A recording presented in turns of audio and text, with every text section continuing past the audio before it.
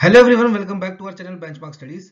तो आज जो हम टॉपिक लेकर आए हैं वो आपके अपकमिंग एग्जाम जो हैं, जैसे कि आरआरबी पीओ इंटरव्यू हो गया आपका, और आपका आईबीपीएस पीओ का जो मेंस है, तो उसके पॉइंट ऑफ व्यू से काफी इंपॉर्टेंस रखता है। ठीक है, तो आज हम डिस्कस करेंगे चेक के बारे में कि चेक पे जो ये नंबर शो होते हैं इनका मीनिंग क्या होता है। ठीक है, ये नंबर किस लिए दिए होते हैं, और फिर टाइप्स ऑफ चेक के बारे में हम डिस्कस करेंगे। तो जो इस लेक्चर की पीडीएफ है वो आपको हमारे टेलीग्राम चैनल पे मिल जाएगी, उसका लिंक हम आपको डिस्क्रिप्शन बॉक्स में दे देंगे। ठीक है, तो चलिए स्टार्ट करते हैं। देखिए, जो चेक है ना हमारा, उसका मेंशन किया कहाँ गया है। पहले हम ये समझते हैं कि चेक जो है वो हमारे को पावर देता है, हम किसी भी एक अकाउंट से पैसे विड्रॉल कर सके। ठीक है, चाहे वो कैश की फॉर्म में या एक अकाउंट से दूसरे अकाउंट में ट्रांसफर कर सके। ठीक है, तो जो चेक है ये है तो एक पीस ऑफ पेपर, इसको इतनी पावर किस एक्ट के थ्रू मिलती है। ठीक है, तो पहला क्वेश्चन आपका ये है, जो हमारा चेक है वो किस एक्ट में मेंशन है। ठीक है, तो ये हमारा मेंशन है नेगोशिएबल इंस्ट्रूमेंट एक्ट। ठीक है, यहाँ पे मैं लिखता हूं नेगोशिएबल इंस्ट्रूमेंट एक्ट। ठीक है, 1881 सेक्शन 6 में।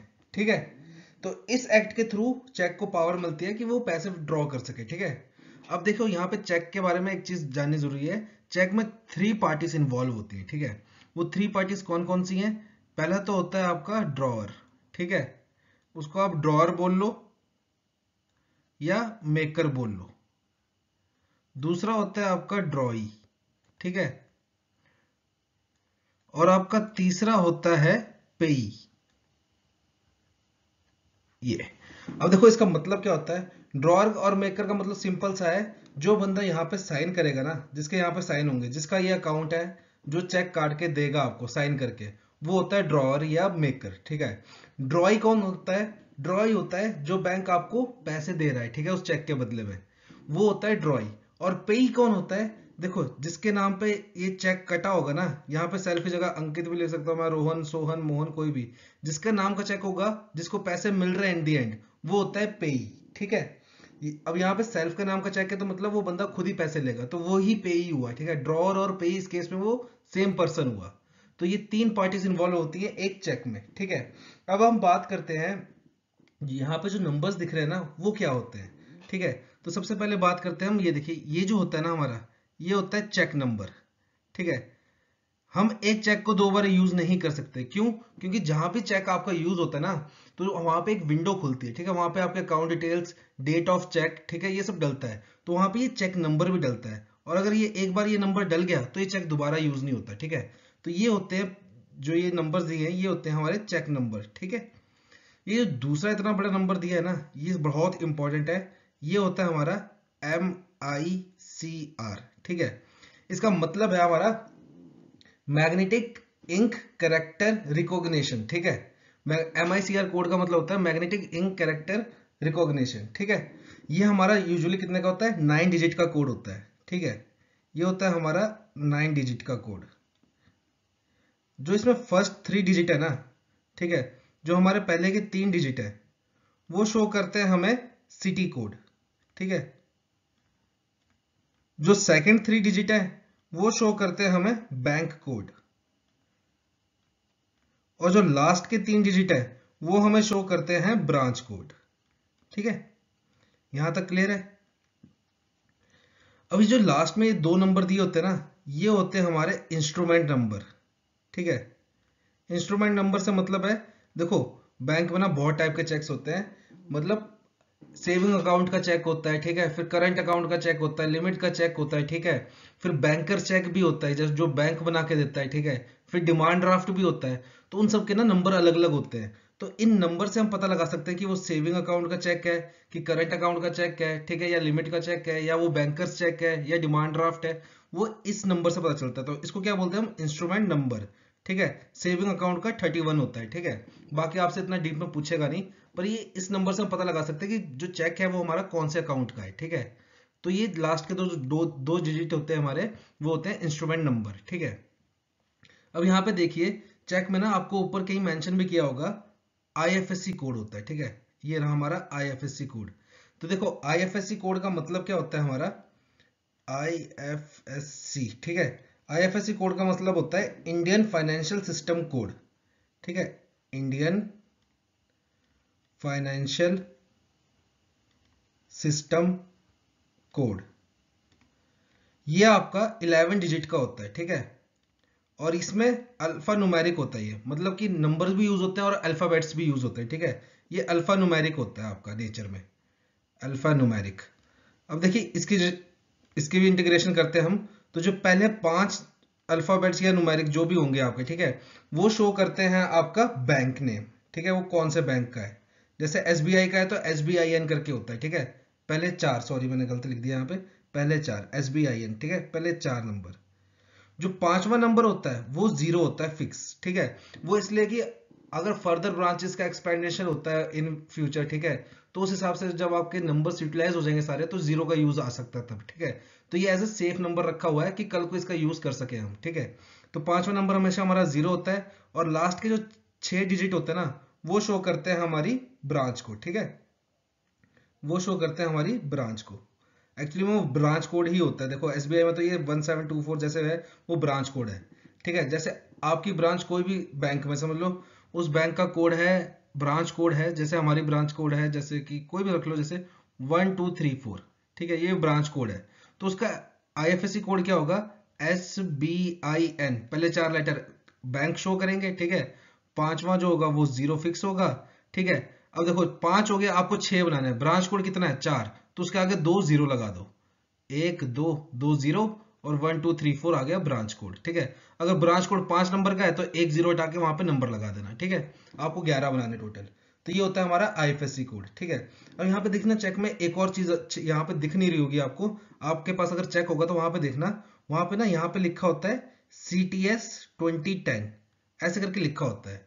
तो इस CTS का मतलब क्या होता है, देखो CTS का मतलब होता है चेक ट्रांजैक्शन ट्रंकेशन सिस्टम, ठीक है। ये होता क्या है, मतलब समझो इस बात को, ये 2010 में इंट्रोड्यूस हुआ था हमारा 2010 में। अब चेक ट्रंकेशन सिस्टम होता क्या है, जैसे समझ लो मैं एक SBI अकाउंट होल्डर हूं, ठीक है, मेरा खाता सिर्फ SBI में है। मैंने किसी के घर काम किया, ठीक है, घर काम किया मतलब कि जैसे मैंने उसका लकड़ी का काम किया, कुछ भी, मतलब मैंने उससे टेंडर ले रखा था, ठेका ले रखा था कि भाई मैं तेरे घर की टीन डाल दूंगा, ठीक है। तो उसने कहा ठीक है टीन डाल दो, मैं आपको पैसे इतनी पेमेंट करूंगा। फिर जब पेमेंट की बारी आई तो उसने मेरे को चेक काट के दे दिया, और उसने चेक किसका काट के दिया, जैसे मेरा अकाउंट है SBI का, ठीक है। उसने मेरे को चेक काट के दिया PNB का, क्योंकि वो PNB का अकाउंट होल्डर था, ठीक है। अब देखो उसने चेक काट के दिया, अब मैं PNB में जाके, ऐसा तो है नहीं कि मैं PNB में जाऊंगा और पहले अकाउंट खुलवाऊंगा फिर उस चेक को अपने अकाउंट में डलवाऊंगा, ठीक है। तो मैं क्या करूंगा, अपना चेक लेके जाऊंगा वो PNB वाला SBI में, ठीक है, और काउंटर में मैं डिपॉजिट स्लिप के साथ उस चेक को दे दूंगा काउंटर पे, ठीक है, कि ये PNB का चेक है, इसको मेरे अकाउंट में सबमिट कर दीजिए, ठीक है, इसका कैश जो है वो मेरे अकाउंट में डाल दीजिए। तो पहले क्या होता था, वो जैसे आप कस्टमर, एज अ कस्टमर गए, आपने काउंटर पे छोड़ दिया, फिर क्या होता था, हम ना उसकी मतलब एक रिसिप्ट लेके उसको क्लियरिंग हाउस भेजते थे, चेक को बाय पोस्ट, ठीक है। वो बाय पोस्ट, क्योंकि देखो PNB के अकाउंट्स की डिटेल हमारे पास नहीं होगी, उस बंदे के हमें साइन मैच करने हैं, तो हम कैसे मैच करेंगे, क्योंकि PNB की डिटेल SBI वालों के पास तो होगी नहीं। तो हम क्या करते थे, उसको मतलब एक बाय डाक बना के उसकी बढ़िया सी लिफाफे में डाल के, ठीक है, पोस्ट ऑफिस में पोस्ट करके उसको बाय डाक हम भेजते थे, ठीक है, क्लियरिंग हाउस में। फिर वहां से वो जाता था PNB के पास, फिर वो उधर साइन सुइन मिला मिलू के फिर पैसे डाल के, ठीक है, वो हमारे पार्किंग अकाउंट में डालते थे, फिर पार्किंग अकाउंट से हम आपके SBI वाले अकाउंट में डालते थे। तो इस प्रोसेस में लगभग लगभग 5 से 10 दिन लग जाते हैं, ठीक है। तो काफी लंबा प्रोसेस हो जाता था ये। तो उसको शॉर्ट करने के लिए क्या किया, CTS का इंट्रोडक्शन किया, ठीक है। इसमें क्या होता है, हमारे पास एक मशीन होती है, ठीक है, CTS मशीन होती है, ऐसे करके आप उसमें चेक डालते हो, ठीक है, और वो चेक ना स्कैन कर लेती है वो, ठीक है, चेक स्कैन करके वो डिजिटली अपलोड हो जाते हैं हमारी साइट पे, ठीक है। फिर उससे क्या होता है, जैसे आज चेक लगाया है वो डिजिटली चेक जाएगा, हमें फिजिकली भेजने की जरूरत नहीं है। अब वो जो स्कैन चेक है उसकी कॉपी जाएगी क्लियरिंग हाउस में, और वो फटाफट क्लियर करके विद इन 2 डेज आपके क्रेडिट हो जाते हैं अकाउंट में पैसे, ठीक है। तो ये इतना टाइम बचाने के लिए CTS का इंट्रोडक्शन हुआ था, ठीक है। तो CTS क्या है, चेक ट्रंकेशन सिस्टम, ठीक है, और ये इंट्रोड्यूस कब हुआ था, 2010 में। तो आगे बढ़ते हैं, हम टाइप्स ऑफ चेक्स के बारे में पढ़ते हैं। तो देखिए पहला टाइप है हमारा बेरर चेक, ठीक है। अब देखो इसका नाम से ही पता चल रहा है, देखो जो बेरर का मतलब होता है जिसने चेक पकड़ा हुआ है, जिसके पास वो चीज है, ठीक है, बेरर का मतलब ये होता है। तो बेरर चेक में होता क्या है ना, देखो जब हमारी ट्रेनिंग हुई थी ना SBI की, तो हमें इंस्ट्रक्टर ने ये बताया था कि बेरर चेक अगर गधा भी लेकर आ रहा है ना तो आप उसको पैसे दे दोगे। कंडीशन एक है बस, जो साइन है ना नीचे वो मैच होने चाहिए सिस्टम में। जो नीचे यहाँ पे साइन किए हैं अगर वो आपके सिस्टम से मैच कर रहे हैं, तो एक बारी को अगर गधा भी मुंह में ये चेक लेकर आ रहा है ना, मुंह में रख के चेक लेकर आ रहा है, तो आप गधे को पैसे दे दोगे। ये मतलब है बेरर चेक का, मतलब कि उसमें फिर ये कंडीशन नहीं है कि इसमें नाम किसका लिखा है, हमें नाम मैच करना ही नहीं है बेरर चेक में। बेरर चेक का मतलब यही होता है जिसने वो हाथ में चेक पकड़ा है उसको वो पैसे मिलेंगे, कंडीशन बस एक है कि ये साइन मैच होने चाहिए। ठीक है, क्लियर है यहां तक? चलते हैं नेक्स्ट चेक की तरफ। दूसरा चेक है हमारा ऑर्डर चेक। अब देखिए ऑर्डर चेक नाम से पता चल रहा है ऑर्डर किया हुआ है। ठीक है, ऑर्डर चेक में क्या होता है कि जिसके नाम का चेक है पैसे उसी को ही मिलेंगे। तो हम इधर इसका आइडेंटिटी प्रूफ, आइडेंटिटी कुछ भी आधार वगैरह आइडेंटिटी प्रूफ लेंगे मैच करने के लिए कि यही वो बंदा है कि नहीं है। ठीक है, पैसे इसी को मिलेंगे। ऑर्डर चेक का मतलब ये होता है जिसने जिसके नाम का चेक कटा है उसी को पैसे मिलेंगे। ठीक है, अब देखो ऑर्डर चेक बनाने के लिए क्या कर सकते हो आप, अगर समझ लो आपके पास बेरर चेक है, तो जहां पे आपका ये बेरर लिखा होता है ना, इसको एक सिंगल लाइन से ऐसे कट कर देना। ठीक है, ऐसे कट कर दोगे तो ऑर्डर चेक बन जाएगा। बाकी अलग से ऑर्डर चेक भी मिलता है बैंक में। ठीक है, तो आप वो भी डिमांड कर सकते हो, वो इशू करवा सकते हो। नहीं तो अगर आपके पास बेरर चेक है तो उस बेरर जहां पे और बेरर लिखा होता है उसको सिंगल लाइन से कट कर देना, वो आपका ऑर्डर चेक बन जाएगा। ठीक है, चलते नेक्स्ट चेक की तरफ। फिर आता है आपका क्रॉस चेक। देखो क्रॉस चेक का मतलब क्या है कि देखो क्रॉस चेक का मतलब ये है कि जैसे चेक इस बंदे के नाम पे कटा है, ठीक है, फिर इस बंदे को कैश पैसा नहीं मिलेगा। पहले वाले दोनों चेकों में क्या था कि आप काउंटर पे जाइए, चेक दीजिए और कैश में पैसे ले लीजिए। पर अब जब क्रॉस चेक हो गया है तो उसमें क्या होगा, आपको कैश पैसा नहीं मिलेगा। जो पैसा है वो आपके अकाउंट में जाएगा। ठीक है, वो आपके अकाउंट में जाएगा। और इसको सिंपल है कि आपको अगर क्रॉस चेक बनाना है तो जैसे भी कोई भी आपके पास या ऑर्डर चेक हो या बेरर चेक हो, उस पर सिंपल दो लाइनें खींच दीजिए ऐसे पैरेलल, वो आपका बन जाता है क्रॉस चेक। तो क्रॉस चेक में क्या होता है, पैसा जाएगा जिसका नाम लिखा है उसके अकाउंट में, कैश नहीं मिलेगा। ठीक है, आगे बढ़ते हैं। फिर देखिए यहाँ पे आपके चार टाइप के और चेक्स हैं, इनको पढ़ते हैं फिर आपका लेक्चर खत्म।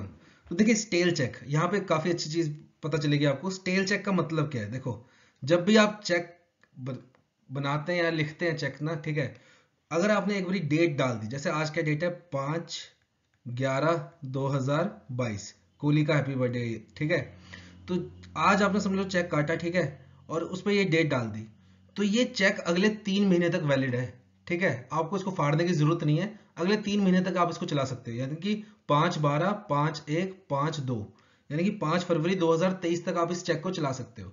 एक चेक की वैलिडिटी कब तक होती है, 3 महीने तक। ठीक है, तो स्टेल चेक क्या हुआ, ठीक है, स्टेल का मतलब क्या होता है, बासा। ठीक है, तो स्टेल चेक मतलब क्या हुआ, जिस चेक पे डेट डली है, समझ लो जैसे आज 5/11 है ना, तो डेट चल 8 से 9, 9 से 10, ठीक है, डेट है समझ लो उस चेक पे 3/8/2022 की, तो ये कब तक चलेगा चेक, 3/9, 3/10 और 3/11। और ये चेक लेके बंदा आज गया बैंक में, तो वो क्या हो जाएगा, स्टेल चेक। क्यों, क्योंकि उसकी वैलिडिटी कब तक थी, 3/11 तक, क्योंकि 3 महीने तक आपका चेक चल सकता है। ठीक है, अगर आप 3 महीने के बाद उस चेक को लेके जा रहे हो तो वो चेक क्या अकाउंट होगा, स्टेल चेक। ठीक है, क्लियर है यहां तक? अब आता है आपका म्यूटिलेटेड चेक। देखो म्यूटिलेटेड चेक क्या होता है, जैसे कि आपका चेक है, ठीक है, वो कहीं से गंदा हो गया है, ठीक है, या कहीं से फट गया थोड़ा सा, ठीक है, तो या उसमें आपने कटिंग कर दी है, तो वो क्या कहलाता है, म्यूटिलेटेड चेक। देखो चेक पे आप कहीं भी कटिंग नहीं कर सकते। ठीक है, एक बात मैं क्लियर कर दूं, चेक पे कहीं भी कटिंग वैलिड नहीं होती, बस एक जगह आप थोड़ी सी कटिंग कर सकते हो, वो होती है आपकी डेट की। ठीक है, वैसे ऐसा लिखा कहीं नहीं है, पर डेट पे आप फिर भी कटिंग कर सकते हो हल्की सी, पर नीचे कंडीशन ये है कि देखो यहाँ पे होते चेक करने के साइन ना, फिर आपको डेट के नीचे भी यहाँ पे साइन करने पड़ेंगे अपने। ठीक है, कि मैंने, हाँ मेरे से गलती से जैसे, और ड्रास्टिक चेंज नहीं होना चाहिए, जैसे 2000, मतलब ईयर में इतना चेंज नहीं होना चाहिए, डेट का थोड़ा एक दो का चेंज हो सकता है। ठीक है, और वहां पे उसके नीचे आपको साइन करने पड़ेंगे, पर वैसे एक्सेप्ट नहीं होता। अगर आप ये सीटीएस मशीन में लगाओगे तो एक रिजेक्ट हो जाएगा पेपर। ठीक है, वो डिपेंड करता है कि काउंटर पे अगर आप जा रहे हो चेक लेके तो उस बंदे का क्या मन है, बाकी आप अगर मशीन में लगाओगे तो वो रिजेक्ट हो जाएगा पेपर। तो आप चेक पे कटिंग कहीं नहीं कर सकते, चेक गंदा नहीं होना चाहिए और चेक फटा नहीं होना चाहिए। देखो फटा होने की कंडीशन क्या है, समझ लो, देखो समझो आपने जैसे ये चेक, ठीक है, ये चेक था, ऐसा फ्रॉड भी हुआ है बैंक में। ठीक है, फ्रॉड कैसे हुआ था, बंदे ने किया हुआ था ऐसे अकाउंट पे, ठीक है, और उसने ड्रॉप बॉक्स में निकाल डाल दिया चेक। ठीक है, अपना साथ में डिपॉजिट स्लिप लगा के ड्रॉप बॉक्स में चेक लगा दिया, डाल दिया ड्रॉप बॉक्स में। एक बंदा आया बाहर से, उसने लकड़ी के सहारे ड्रॉप बॉक्स से चेक निकाला, ऊपर से इतना इतना हिस्सा फाड़ दिया, ठीक है। और फिर क्या बन गया ये बेरर चेक। बेरर चेक मतलब जिसके हाथ में चेक उसको पैसे मिल जाएंगे, और बंदे ने काउंटर पे गया ये चेक लेके और वो इन कैश करवा लिया। तो ऐसा फ्रॉड हो चुका है एसबीआई की ब्रांच में, ठीक है। तो इसलिए हम फिर अवॉइड ही करते हैं कि कहीं से भी फटा होगा तो वो चेक चलेगा नहीं, क्योंकि देखो ना ऐसे छोटी सी गलती थी। कभी कभी आप क्या होता है कि एकदम एंड में जाके लगाते हो, ठीक है। जो पुराने बुजुर्ग लोग हैं वो एकदम एंड में जाके ऐसे 2 टिक लगाते हैं। लगाना है टिक तो थोड़ा बढ़िया सा लगाओ कि अगर वो बंदा फाड़े भी तो चेक का मतलब ही नहीं रहेगा, ठीक है। तो एकदम वो उसने एंड में लगाया हुआ था ऐसे टिक, डबल टिक। वो बंदे ने लकड़ी से निकाला वो चेक और इतना इतना फाड़ दिया और चेक जाके काउंटर पे ले लिया, ठीक है। वो बन गया बेरर चेक। बेरर चेक बन गया मतलब जिसके हाथ में चेक उसको पैसा मिलेगा, और उसने पैसा लिया और निकल गया वो, ठीक है। तो ऐसा फ्रॉड हो रखा है, इसलिए म्यूटिलिटी चेक नहीं चलते बैंक में, ठीक है। बहुत रेयर कंडीशन है, या आपकी आप डेली कस्टमर हो, ठीक है, बैंक के, तो थोड़ा बहुत चल सकता है भाईबंदी में, बाकी ऐसे चलते नहीं है, ठीक है। फिर हम आते हैं पोस्ट डेटेड चेक में, ठीक है। होता क्या है, जैसे ये चेक है आपका, ठीक है, यहाँ पे डेट का कॉर्नर होता है, ठीक है। समझ लो आपने किसी से सामान लेना है, ठीक है, पर आपके पैसे आने हैं थोड़े दिन बाद। तो आप क्या करोगे, उस बंदे को ना, जैसे समझ लो आज 5 तारीख है, आपके पैसे आने हैं 15 तारीख को, तो आप उस आदमी को 15 तारीख का चेक काट के दे दोगे, ठीक है, 15/11/2022 का आगे वाली डेट का चेक काट के दे दोगे कि भाई आप इस तारीख को जाना बैंक में और चेक लगाना, आपके पैसे हो जाएंगे क्रेडिट। देखो इसका फायदा क्या होता है कि जैसे आपने समझ लो आज की डेट का चेक काट के दे दिया, ठीक है, बंदा भी उत्सुकता में चला गया, ठीक है। आपने बोला उसको बेशक होगा कि 15 तारीख को आएंगे, पर क्या होता बंदे को इमरजेंसी पड़ गई, वो चला गया बैंक में चेक लेके, तो आपका चेक बाउंस हो जाएगा, ठीक है। बाउंस हो जाए तो आपका केस भी लग सकता है। इसलिए आप अपनी सेफ्टी के लिए भी और बंदे की सेफ्टी के लिए भी 15 तारीख की डेट, आगे की डेट डाल दी। जब भी आप चेक में आगे की डेट डालते हो तो वो चेक क्या बन जाता है आपका, पोस्ट डेटेड चेक, ठीक है। और लास्ट चेक है हमारा एंटी डेटेड चेक। अब देखो एक हो गया पोस्ट, तो एक एंटी मतलब कि पिछली डेट का। जैसे आज डेट है 5/11 की, ठीक है, आज डेट है 5/11 की, पर आपने अपने फाइनेंशियल रिकॉर्ड में पिछले इस महीने की ट्रांजैक्शन शो नहीं करनी है, ठीक है, पिछले महीने की ट्रांजैक्शन शो करनी है। ज्यादातर पता है कौन करते हैं, जो बिजनेसमैन लोग होते हैं, ठीक है, उनका टेन्योर का कुछ हिसाब किताब होता है, तो वो ज्यादातर ऐसी चीजें शो करते हैं कि जैसे कि आपकी क्लोजिंग वाला महीना है, ठीक है, 31 मार्च वाला, ठीक है। अब आपने इस महीने में अपनी कुछ ट्रांजैक्शन शो नहीं करनी, तो आप क्या करोगे, चेक पर डेट डाल दोगे फरवरी की। 3 महीने तक तो चलता है चेक, ठीक है, तो आप फरवरी की डेट डाल दोगे।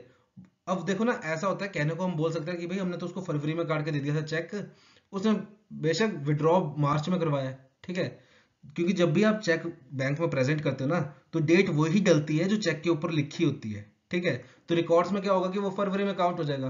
तो इसलिए वो एंटी डेटेड चेक भी बनाया हुआ है, ठीक है। बनाया तो क्या है, मतलब कि आप खुद ही 10 दिन, 15 दिन, महीना भर पहले, 2 महीने पहले की डेट डाल के दे सकते हो चेक। तो वो क्या हो गया आपका एंटी डेटेड चेक, ठीक है।